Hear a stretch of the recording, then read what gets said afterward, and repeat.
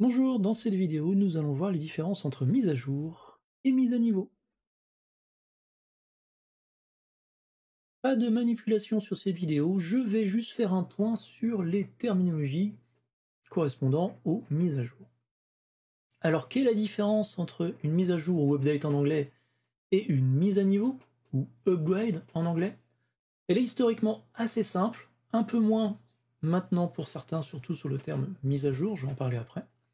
Mais une mise à jour, historiquement, c'est quoi? Eh bien, c'est toutes les mises à jour qu'on avait via Windows Update, les cumulatives, les piles de maintenance, les mises à jour critiques, sécurité, tout ça. Ça, c'est historiquement le terme mise à jour, ça correspond à ça.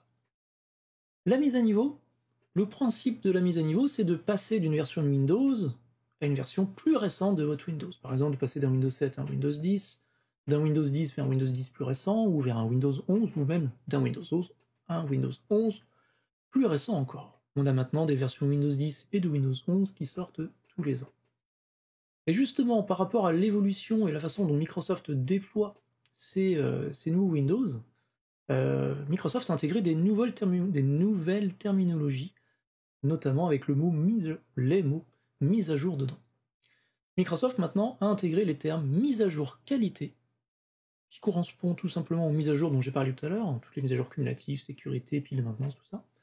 Mais voilà, Microsoft a mis le terme mise à jour qualité pour ça, pour différencier d'autres types de mises à jour, qu'on appelle les mises à jour fonctionnelles ou de fonctionnalités, qui correspondent tout simplement aux mises à jour qui vous permettent, aux mises à jour fournies par Windows Update, et qui vous permettent de passer vers une nouvelle version de Windows.